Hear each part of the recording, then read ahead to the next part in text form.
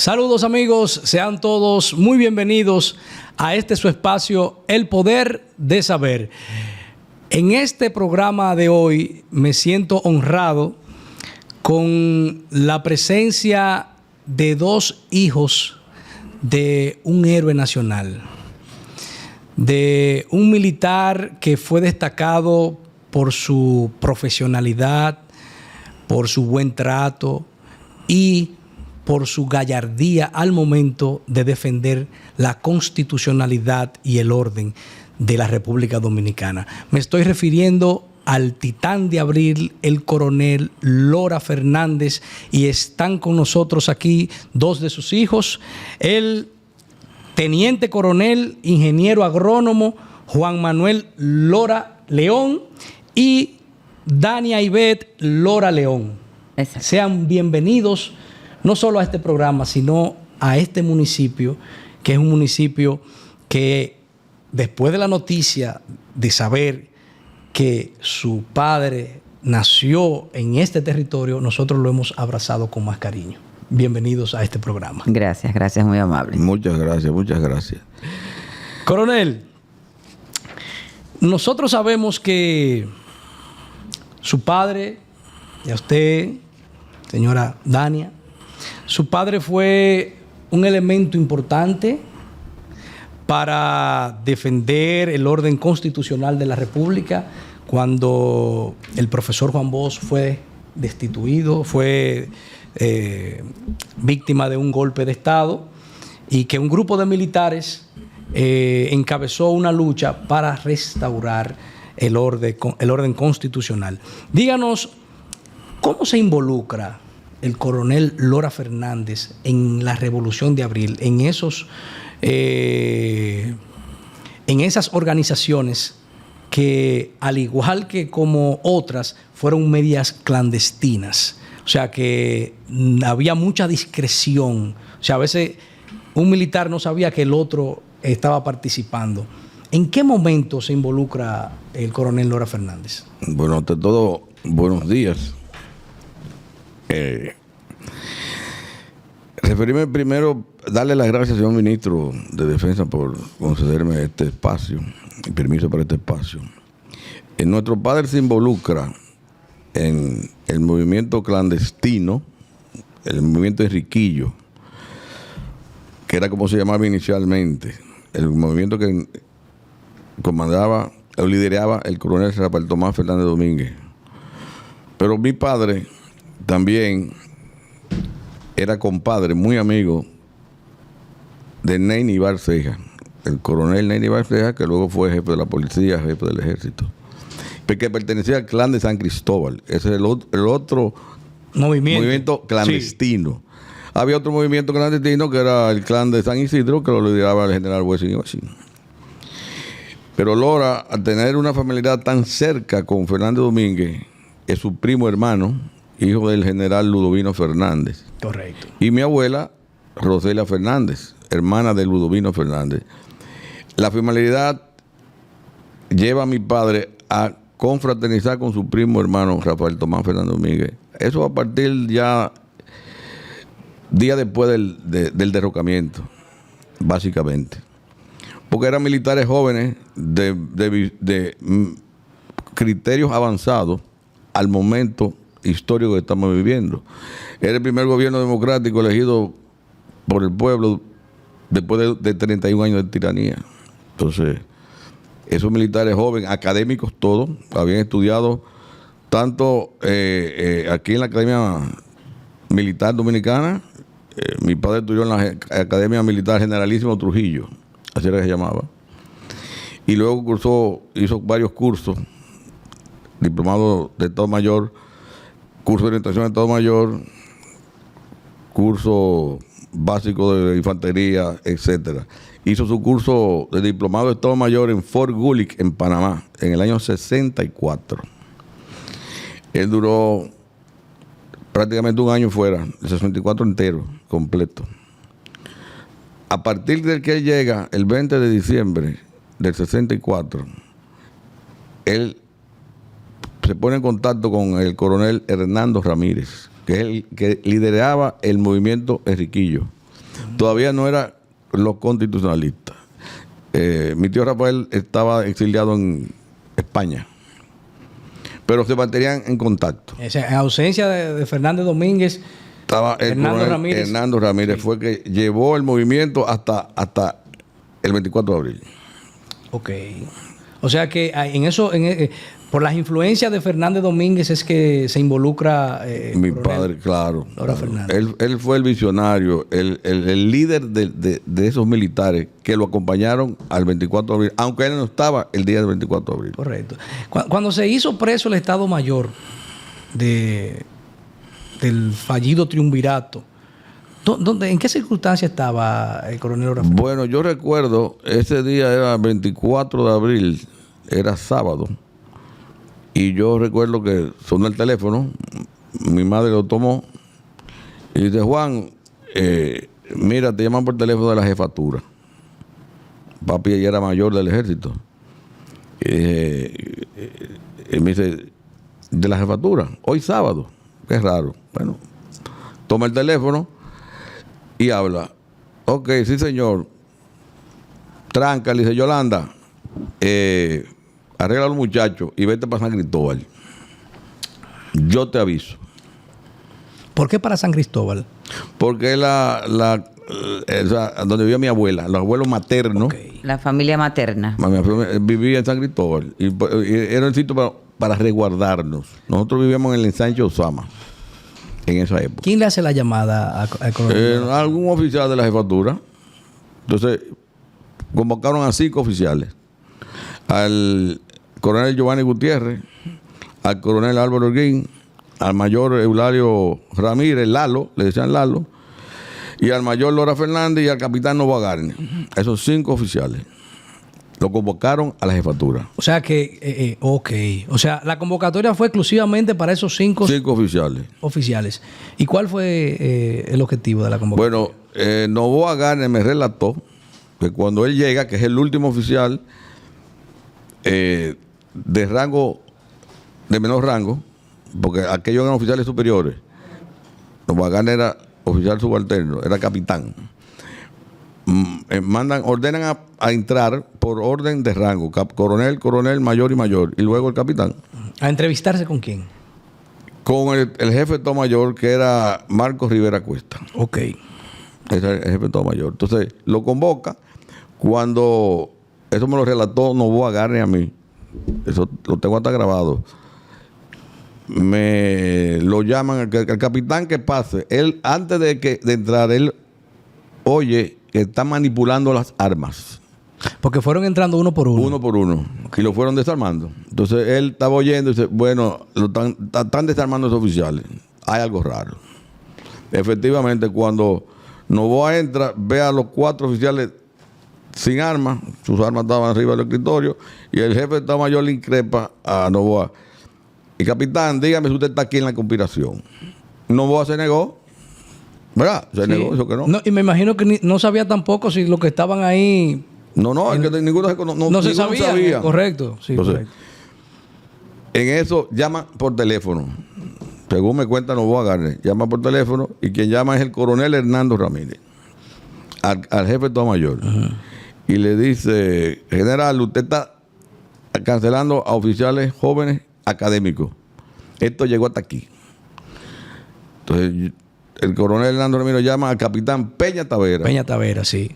Que fue el que es el jefe de la unidad de escribientes, de la sección de escribientes de la jefatura, era el jefe. Pero por orden de Hernando Ramírez. De Hernando Ramírez lo llama y dice que estaba en la conspiración. Sí, correcto. Porque Hernando sí sabía que dirigía el movimiento. Él con los alistados que habían ahí, sí. Toma preso el Estado Mayor. Y ese fue un momento tenso. Muy tenso, así me dijo Novoa. Tuvo que ser un momento tenso. Un momento muy tenso. Con el jefe de Estado Mayor. Preso y los ayudantes. Preso. El Estado Mayor completo estaba ahí. El jefe, su jefe y los ayudantes. Un momento muy tenso. ¿Y qué aconteció inmediatamente después? Entonces, porque lo cogieron preso. Lo cogieron preso. Está desarmado. Entonces, entregan las armas. Entonces le devolvieron las armas a cada uno de esos oficiales que estaban arrestados. Ahí empieza la revolución. Entonces, el general Hernando Ramírez llama a Peña Gómez. Y en Peña Gómez va a Tribuna Democrática y arranca con la Marsellesa. Wow, mira, no conocía ese detalle de la historia. Sí. Ese es me imagino que eso fue un momento tenso. Muy tenso. Entre militares, haciendo preso al jefe del Estado Mayor. Sí. Un capitán. Un oficial de menor rango. Un subalterno, un capitán. Había que tener honor y tener valor. Había que tener muchas cosas. Okay. Mucho material colgante, como dicen. Muy bien, coronel. Entonces, de ahí conocemos lo que ocurrió, ¿verdad? Que después de ese llamado que se hizo a través de ese programa Tribuna Democrática, se hizo un llamado a la sociedad civil que acató el llamado y acompañó a los militares a ese golpe que tenía mucho ya planificándose. Entonces, coronel, háblenos de la participación de su papá en el enfrentamiento que hubo en el Puente Duarte. Bueno, antes del Puente Duarte, porque están en la jefatura, de ahí ellos se trasladan al 25, al acampamento del 16 de agosto, que es la primera brigada, para abastecerse de armas y personal. Y ahí van a La Voz Dominicana, que era la única emisora que radiaba. Y de ahí de La Voz Dominicana, entonces Lora, estamos hablando de 24, 25. Ya de 25 a 26, Lora baja a la Puerta del Conde a aglutinar personal militar y civil. Habían pocos militares, pero muchos civiles. Y prácticamente sin armas. Sí, claro, sí. Entonces ya del lado de San Isidro habían dado la orden de tomar la ciudad. Entonces el que comandaba el batallón de blindados era nada más y nada menos en esa época el teniente coronel Juan René Bochán Javier. Que era cercano a Wessing y también era su comandante y el hijo que era cercano a su papá. El general Bochán Javier fue compañero de litera, compañero de academia de Lora Fernández. Exacto, de graduación. Dormían uno arriba de otro, se prestaban a la ropa, hacían lechuza. Sí, esas son las incongruencias o las contradicciones de la historia. Pero mire que entonces Bochán desde el otro lado del puente y Lora de este lado. Así es. Porque Lora es el primer oficial superior que llega con un poco de militares, pero con mucho pueblo. Sí. Lora. Todavía Camaño no había llegado, ni Montarache, ni Lio Capote. Lora era el que estaba encabezando la lucha en el puente. Él fue el primero que llegó. Sí. De gobierno, Camaño, Montarache, La Chapelle, y apoyaron, y con Helio Capochi y los hombres ranas. Y pudieron resistir la hueste de Wessing. Correcto. Pero eran amigos entrañables. Eso también me lo confesó el mismo general Bochán antes de morir.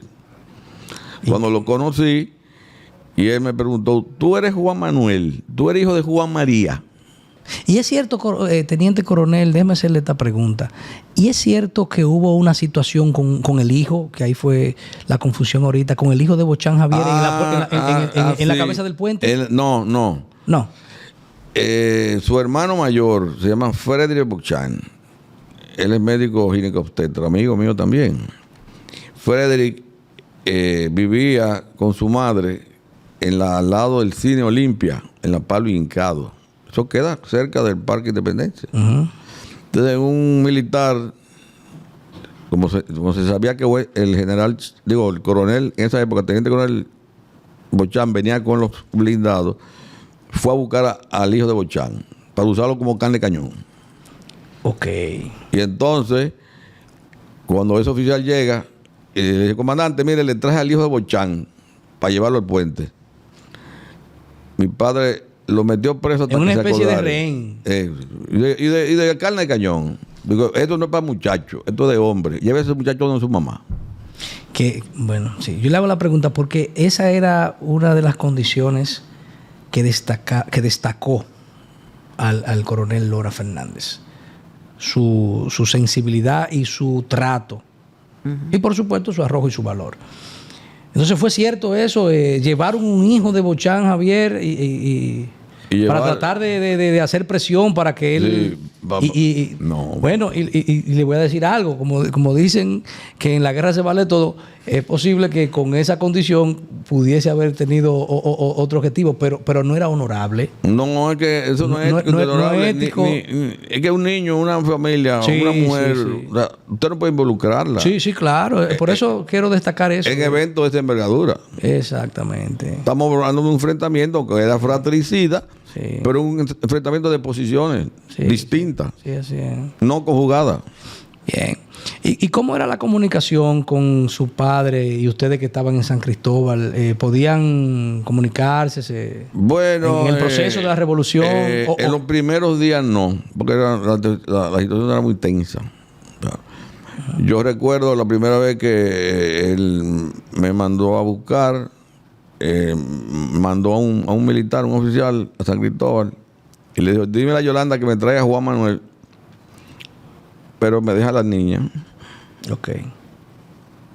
Entonces, recuerdo que nos trajo un primo hermano de mi madre, que él trabajaba en el Banco Agrícola. ¿Y cómo podían entrar? Porque había muchos controles para pasar al área donde estaban los revolucionarios. Muy buena pregunta. El puente Troncoso, que es el que va de San Cristóbal por Jaina, en la carretera vieja, no la 6 de noviembre, la anterior. Uh-huh. Ese puente lo dinamitaron como a los 3 o 4 días de haber llegado los americanos. Yo recuerdo que se sintió una explosión muy grande. Y mamá me dijo, ay no, eso fue que cayó un rayo. Era un niño de 7 años. Sí. Sí, para mantenerlo fuera de ese... Entonces, los americanos pusieron un puente de pontones que iba por Jaina, lo que es hoy el muelle de Jaina, el muelle oriental y occidental, por ahí. Entonces, uno cruzaba y había control tanto del lado, como yo para San Cristóbal, y del lado de... ¿Y cómo cruzaba usted y la señora? Entonces, ese día que papi nos mandó a buscar, recuerdo Leonardo, que trabajaba en el Banco Agrícola, es ingeniero agrónomo también, y él tenía un pase. Entonces, como empleado del banco. Tenía un pase. Okay. Entonces... ¿Qué era entonces? ¿Qué parentesco tenía con usted? Primo hermano de mi madre. Primo hermano de su mamá. Sí. Okay. Él se llama Leonardo de León Lora, porque usted era como había vestido. Leonardo de León Lora. Oye, y no como Lora de León. ¿Por qué? Entonces, mami se ponía unos lentes oscuros, un pañuelo. Se camuflajeaba. Entonces, cuando llegaban ahí al primer chequeo del lado occidental del río Jaina, entonces ahí había un chequeo de los americanos. Entonces, veía otro chequeo. Yo recuerdo que hablando, pues mi primo habla inglés, entonces le preguntó por mí, dijo, mi hijo. Entonces, y ella, mi esposa, Yolanda de León. Pasaban camuflajeados como si fuesen sido el esposo, exactamente, como si fuesen una pareja. Pero mire. Habilidades. Y lo indignante, los americanos poniendo controles en nuestro territorio. Sí, así, una barbaridad. Entonces llegaban y se encontraban con... No era así, espérate. Uno llegaba al Parque Independencia. Ok. Pero por atrás. Y no podía caminar por el Conde, ¿verdad? Uh-huh. No podía caminar por el frente. Sino tú tenías que ir de espalda, todo por la pared, hasta llegar al edificio Copelo. Por todo el muro. De espalda, caminando de espalda, parado de espalda. Porque de espalda a los edificios. Parado de espalda a los edificios. Porque en los molinos dominicanos había emplazado 3 francotiradores. ¿Y qué distancia hay entre los molinos y la Puente del Conde, más o menos? Pero la distancia no importa cuando tú tienes un francotirador. No. Yo pregunto porque esa era otra pregunta que quería hacerle, porque los francotiradores hacían blanco hasta la misma Puerta del Conde. A la misma Puerta del Conde. Sí, señor. Y es posible. Sí, por la mira y son fusiles de largo alcance. Son fusiles son de largo alcance. Y es para tu objetivo, tú lo ves ahí. Uh-huh. Y ¡tum! Y ya. Okay, wow. Y yo sí recuerdo que oía el silbido de las balas. De las balas. ¡Ping! Porque cualquier movimiento que yo veían disparaban. Muy bien, entonces después de eso Íbamos y te encontrábamos se encontraban con él. ahí en el Copelo. Recuerdo que él dormía los primeros días por el bar Roxy. Ahí había un bar en Roxy, el Panamericano, arriba había unas habitaciones. Ahí pasamos un par de días. Luego regresamos a Cristóbal. Y luego nos regresamos, que ya el asunto se puso, era más suave, llegamos a una casa, que era en la Feliberano Lluvere, el número 14. Camaño vivía en la 12 y nosotros en la 14. Y ahí pasamos toda la revolución. En esa casa. Camaño en la 12 y nosotros en la 14. Aunque estábamos todavía... ¿Qué edad era la que usted tenía en ese momento? 7 años. 7 años.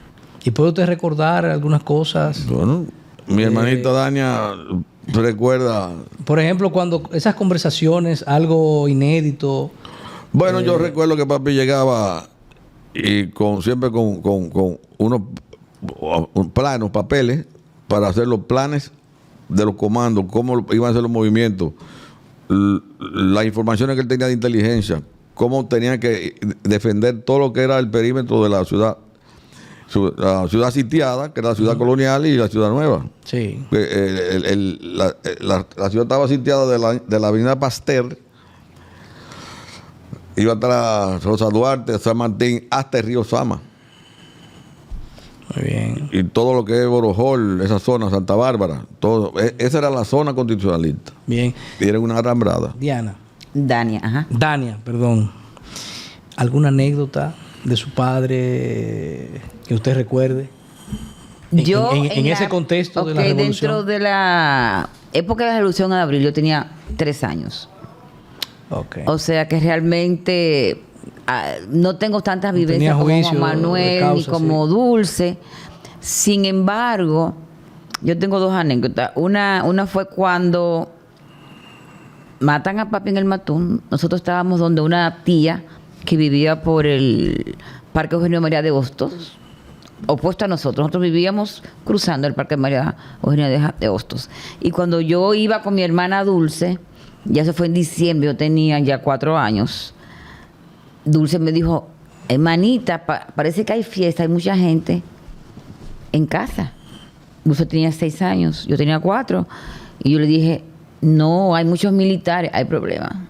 Y eso yo lo tengo clarito, porque nos mantenían muchos en San Cristóbal, precisamente para resguardarnos.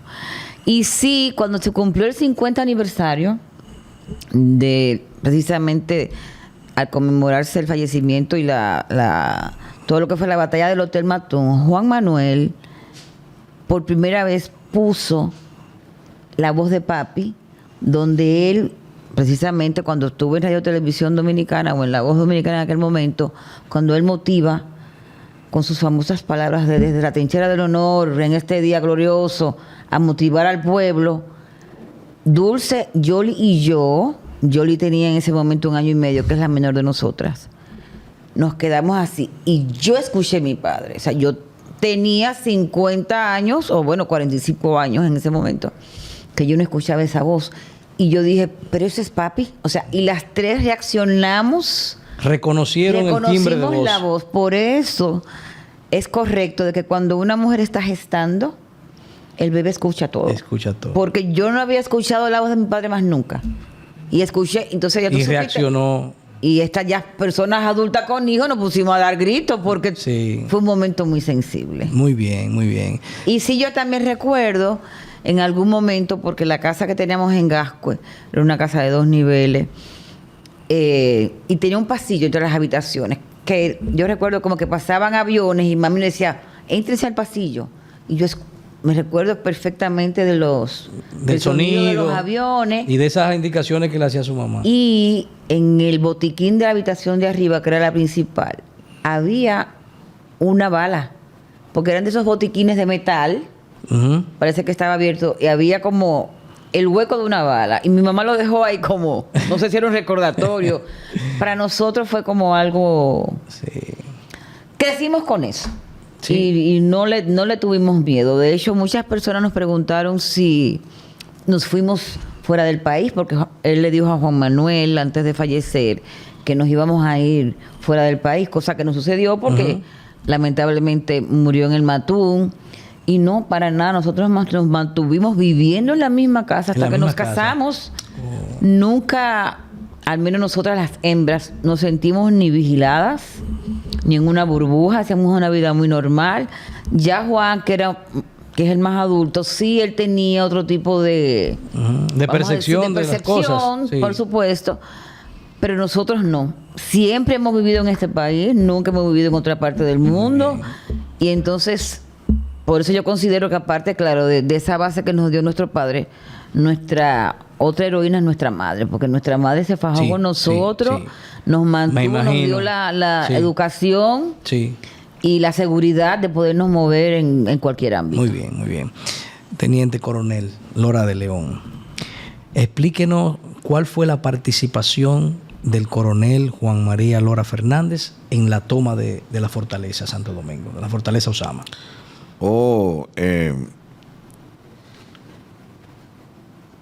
Recuerdo, este relato me lo hizo Claudio Camaño, que estuvo con él ahí. Y también me lo hizo La Chapelle y Ubera Padua.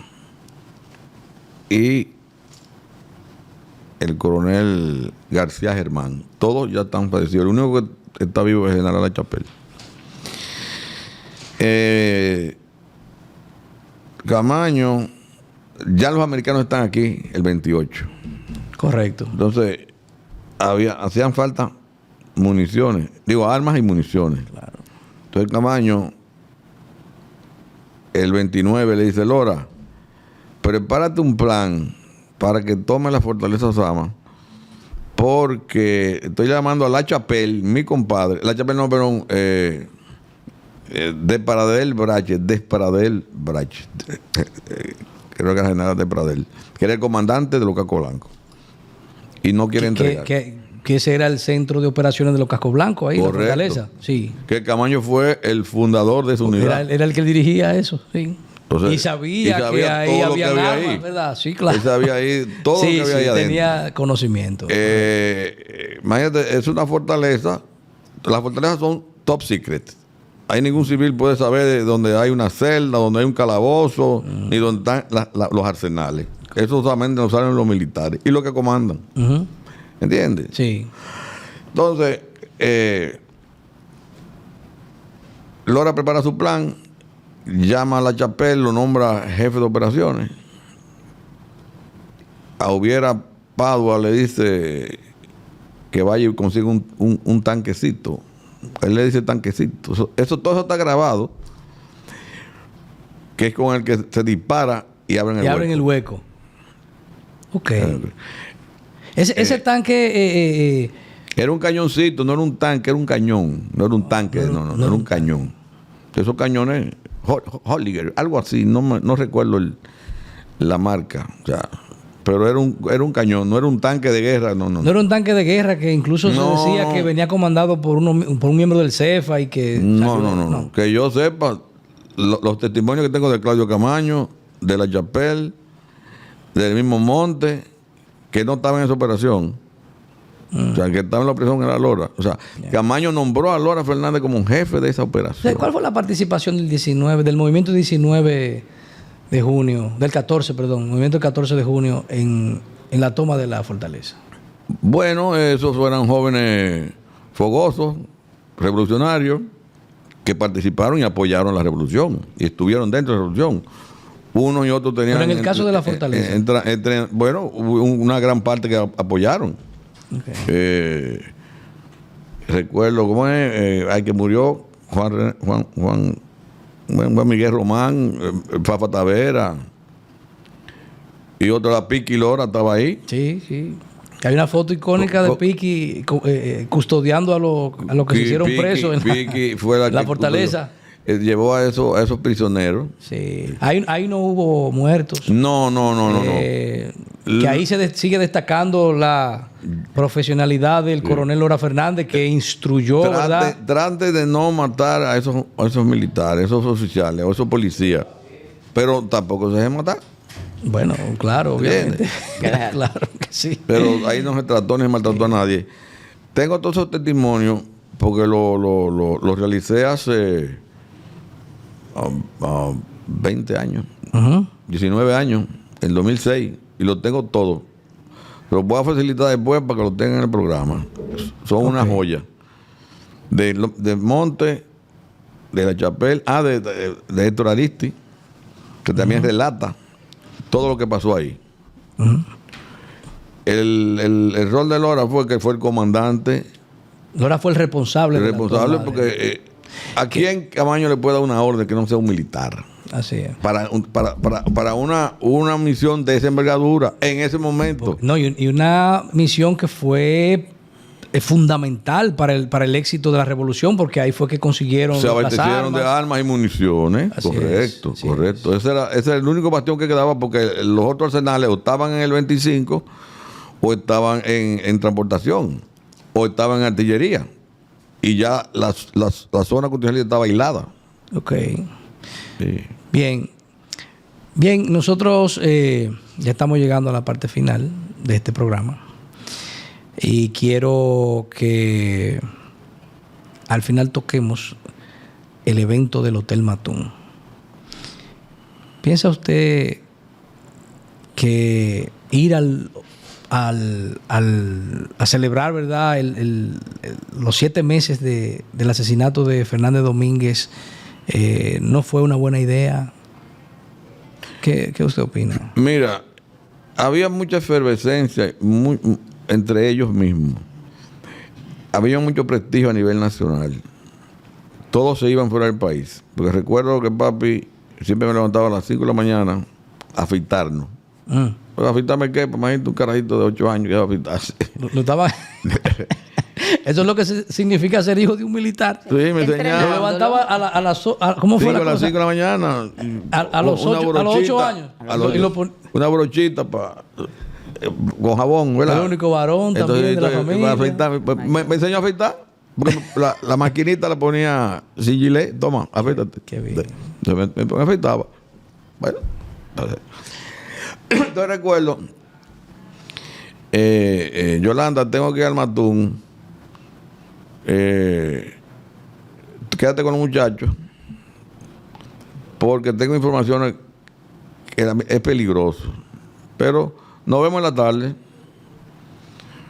Bueno, efectivamente el otro día papi se levanta temprano, me besa, me abraza, recuerdo su perfume, el vestido de Carol.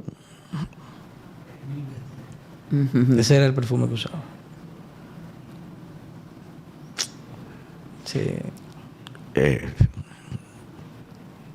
Pero en un principio, déjame ver, en lo que él bota un poquito de sensibilidad, en un principio iban todas las esposas, porque al conmemorarse el 6º aniversario de la muerte de tío Rafael, tía Arlete iba, porque tía Arlete también era Fernández, o sea, tía Arlete y tío Rafael eran familia. O sea, que los hijos eran Fernández. Sí. Entonces, y nos tratábamos como primos, como tíos, porque eran, o sea, mi abuela paterna y el abuelo de tío Rafael, el papá de tío Rafael, eran hermanos. Entonces nos tratábamos primos hermanos, pero los primos hermanos como se dice de verdad, o sea, se trataban como hermanos. Entonces iban todas las señoras a apoyar a tía Arlete. Okay. Porque lo que pasa era que iban a trasladar los restos al cementerio. Iban a una misa conmemorativa y al cementerio. Y es cierto que en el cementerio habían explosivos. Sí. Que fueron desactivados. Sí, los hombres los activaron. Cuando van al cementerio... bueno, le voy a hacer este relato que me lo hizo el comandante Dirochier, que acompañó a Camaño, a Lora Fernández, a Monte Arache, estaba Julio Domínguez y La Chapelle. El día antes fueron a donde el presidente García Godoy. Eso le iba a preguntar. A pedirle permiso. Porque García Godoy le advirtió que podía haber peligro. Que puede haber peligro. No lleven armas para que usted no crean que usted están provocando, pero tengan peligro. Y si se van no vayan, pero si se van, no lleven armas. No lleven armas largas. Ok. Pero eso no. Pero al final sí aparecieron las armas. No las llevaron. Sí, porque imagínense. Pero cuando ustedes salgan de la iglesia, no se vayan a pie, vayan en los carros. Porque en la iglesia hubo también Lo que pasa es que había mucha efervescencia, o sea, en una multitud. Ahí hay fotografías de Emilio Pérez, ahí en la iglesia Nuestra Señora de Altagracia de Santiago, que era un mitin. Yeah. Porque el prestigio, el valor que demostraron esos militares. El pueblo hizo suyo a sus revolucionarios. Eso fue así. A su constitucionalista. Pero aún así, entonces, después de haber abortado ese atentado en el cementerio, entonces también decidir ir al desayuno. Bueno, eso fue, ¿qué le digo? Ya mi padre se iba. Porque después del cementerio. En el cementerio hubo un tiroteo. En el cementerio. A Camaño lo entraron dentro de la tumba de Fernández Domínguez para protegerlo. Uh-huh. Y recuerdo que Manolo Bordas, que estaba ahí, hay una fotografía muy famosa, él disparando con un sombrero de vaquero. Sí. Desde el hotel. Del Hotel Matún. Sí, correcto. Que Manolo Bordas era un veterano de la guerra de Corea, del ejército americano. Ok. Sí. Recuerdo que Manolo me relató que en esa trifulca, en el cementerio, había un tipo arriba de una tumba y cuidándose de los tiros, se tiró y le cayó arriba a papi. Sí, porque tuvo un golpe en la cabeza. Y le dio un golpe en la cabeza y tuvo papi estaba tonto, tenía una herida aquí. Ahí, se dio con el quiso de una de las tumbas. Pero fue un incidente entre... No, fue por el tiroteo y la gente huyendo. Ajá, y tropezaron. Y ahí papi está tonto, no estaba en su cabales. Mi abuela estaba ahí, la madre de él, estaba en la misa.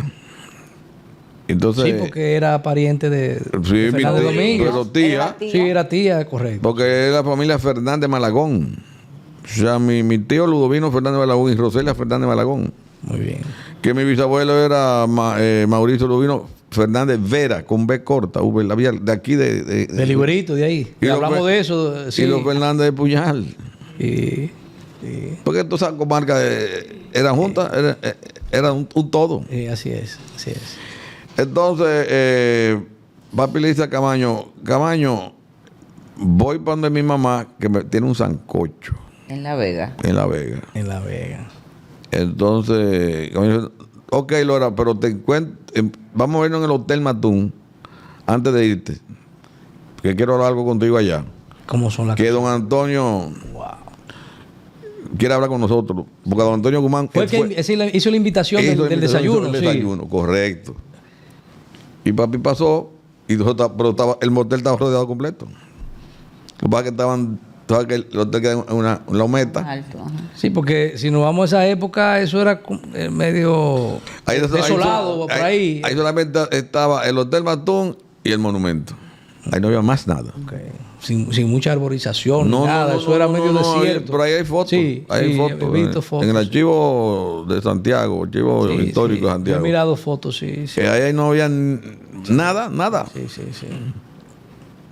Todo descubierto. Uh-huh. Y el casco urbano de Santiago era muy reducido en esa época. Sí. O sea, no existían esos elevados, nada de eso. Nada. La carretera que llegaba, entraba al Matún y salía y ya. Sí, así es. Entonces, cuando llegaron al hotel... Bueno, ahí mismo, no acaba... Yo conocí a un mozo uh-huh. que me regaló un fragmento del proyectil del tanque que mató a papi. Lo tengo. Estuve en su casa, conversé mucho con él y fue la última persona que le brindó una Coca-Cola a mi padre. Él bebiéndose la Coca-Cola, ahí empezó el tiroteo. Me lo contó ese señor. Ya él murió. Ok. Ya él murió. Okay. Entonces son sorprendidos, las armas no estaban cerca. Hubo que salir del hotel a los carros y volver al hotel a trincherarse. Uh-huh. Porque que no había dónde resguardarse, el único resguardo era el hotel. Sí. Entonces, fueron ¿cuánto? No te sé el número de militares que fueron a atacar el hotel, pero eran muchos. Uh-huh.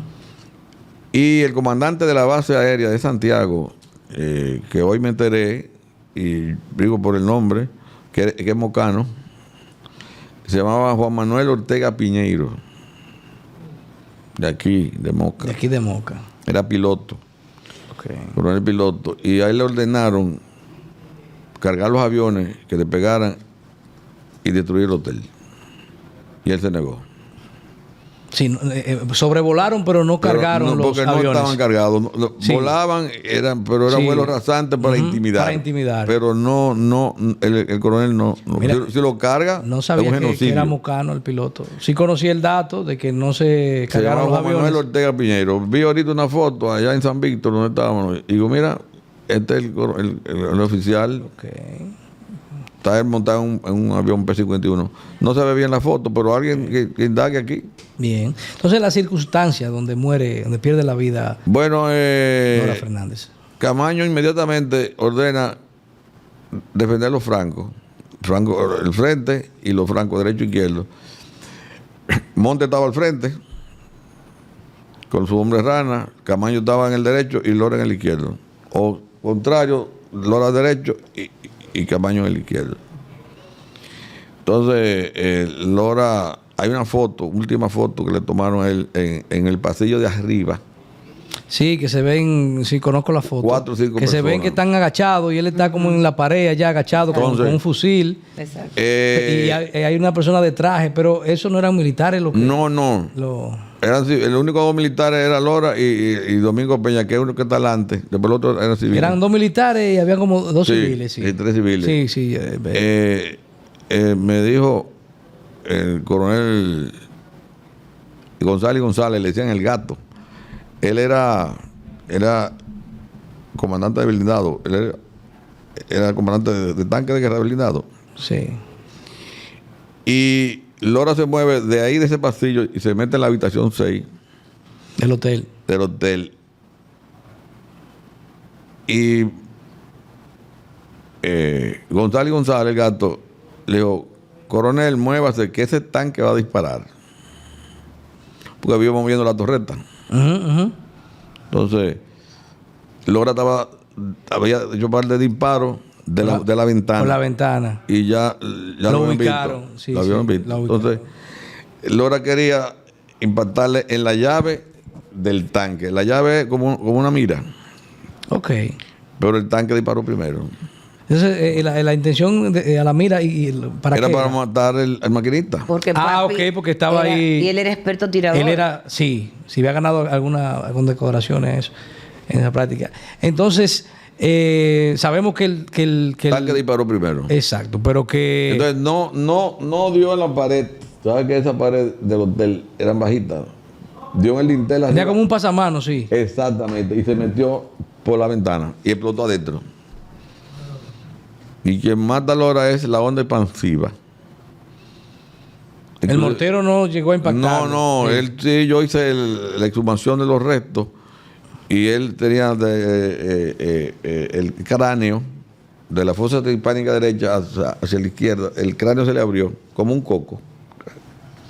Eso es una hemorragia interna, ¿no? Una muerte instantánea. Entonces. El doctor que me exhumó los restos, el doctor Luna Calderón, me dio la descripción completa.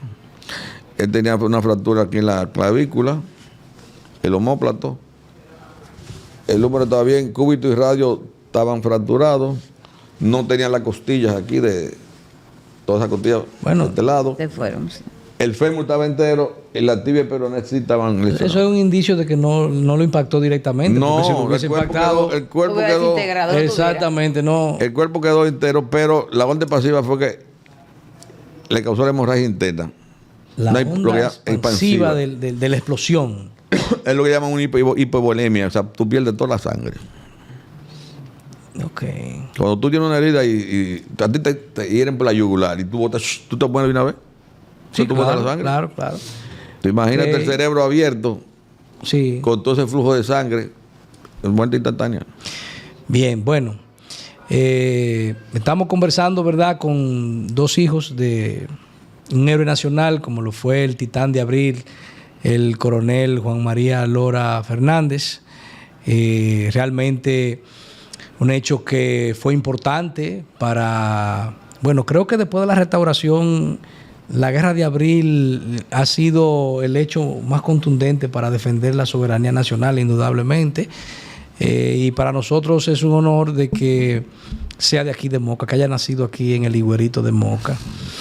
Finalmente, a ustedes, preguntarle si es cierto también que después de la muerte de Lora, Camaño se ofreció a encauzarlos a ustedes como familia. No, eso no. Bueno, cuando Camaño se despide de nosotros, recuerdo que él entró donde mami, estaba yo con mami, usted estaba muy pequeña, y él sí nos dijo, por lo menos me dijo, Yolanda, Juan, oye, yo soy responsable del futuro de ustedes.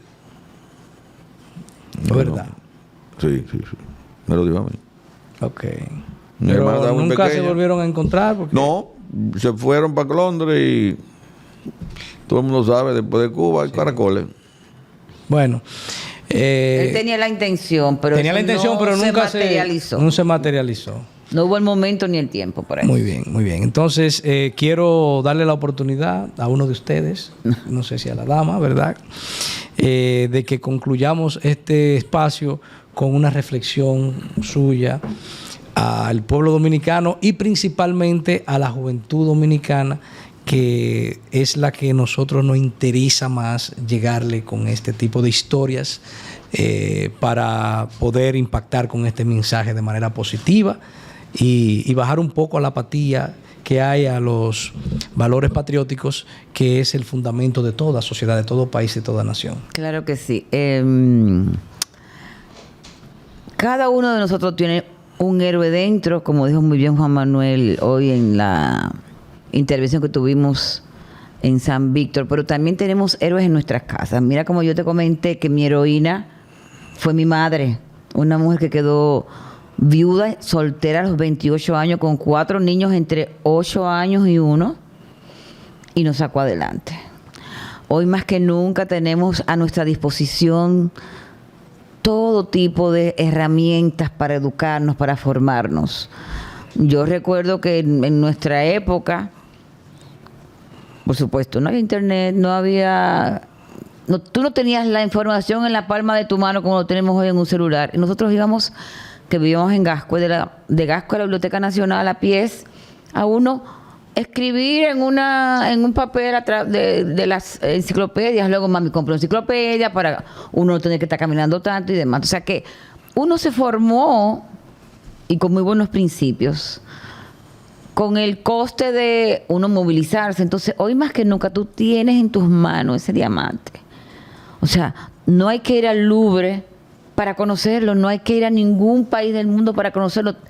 Tú lo tienes en la mano. Entonces, los héroes se escogen, pero los héroes podemos nosotros decidir formarlo, cada uno de nosotros. Entonces, nuestros hijos lo que hay que darles son las oportunidades, darles el ejemplo, porque no hacemos nada con que tú digas una cosa y haces otra. Muy bien, muy bien. Gracias. Nosotros desde aquí seguiremos aportando ese granito de arena que usted menciona. Gracias. Desde el pedestal que nos toca para seguir aportando, ¿verdad? Para seguir fomentando los valores patrióticos. Decirles que acompañaremos su causa para que los restos del titán de abril, el coronel Juan María Lora Fernández, sea exaltado próximamente, lo más pronto posible, al Panteón de la Patria, como así lo merece. Así que a ustedes, gracias por su compañía y nos vemos en otro espacio de su programa El Poder de Saber.